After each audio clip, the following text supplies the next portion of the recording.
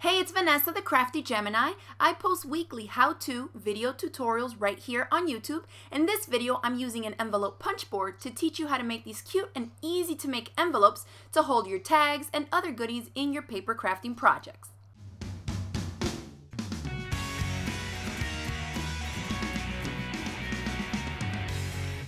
This is the envelope punch board by We Are Memory Keepers that I'll be working with. If after watching my video you decide you want to buy your own, I've already included a link in the description box below this video on where you can buy one. And if you're unfamiliar with the envelope punch board, I suggest you click right here and watch my first video where I tell you all about it. So the size tag that we'll be using for this project fits nicely into the 3.5 inch by 5.5 inch slot here. So our paper needs to be 7.5 by 7.5 inches and the score line is 3.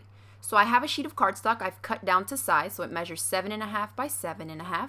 I line up the left edge of my cardstock on the score line 3, which is what it told me, and take your bone folder that's included in the punch board and score along the score line. Don't forget to take out the notch as well, okay? We want to take out those notches so we can fold our envelope nicely.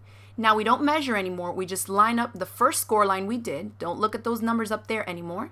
And we're lining up the score line with the little score guide, which is that little arm that's sticking out from under the punch. So punch and then score and make your way around until you have a completed envelope. At this point, I like to use the reverse punch and round off all the corners on the flaps, but this of course is optional. Take your bone folder and make sure all those creases are nice and flat. And now to make it so that we have an opening on one end to fit in our tag like you see in this one, there's one simple thing that we need to do, and that is to cut off one of the flaps. Now what you want to remember here is that the flap you're cutting off needs to be one of the smaller ones, the side flaps. So I'm just putting it in my paper trimmer and trim it right along the crease line. And then the last thing to do is to glue it in place, but you want to make sure that you're gluing it in the correct spots, otherwise you may get glue on the inside part, and when it dries then your tag won't be able to fit all the way through. So put some right here on this inside flap, and I want to go no further than that little mark right there, otherwise I know that the glue is going to get on the back side of the cardstock and I don't want that. So just use your adhesive of choice, put some on this side of the flap as well, making sure not to go higher than the one mark there. Otherwise, the glue is going to get on the back of the cardstock and the tag won't fit in, okay? So just be mindful of that little bit there.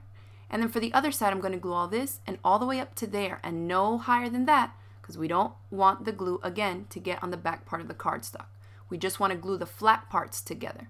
So stick it down, let it dry. Try to be a little neater with your adhesive than I was, but there you have it, the perfect opening for these craft size tags, and you can make this in any size to fit any size tag that you want. To add them into a mini album, all you need to do is punch a few holes in it or whatever the binding is that you're using in your mini album. You can also embellish the envelopes, distress them with some ink. You can totally embellish this and customize it any way you want. So I hope you enjoyed this video tutorial. If you did, hit it with the thumbs up below, share it across the different social media sites, and don't forget to click the subscribe button so you won't miss out on any of my future video tutorials.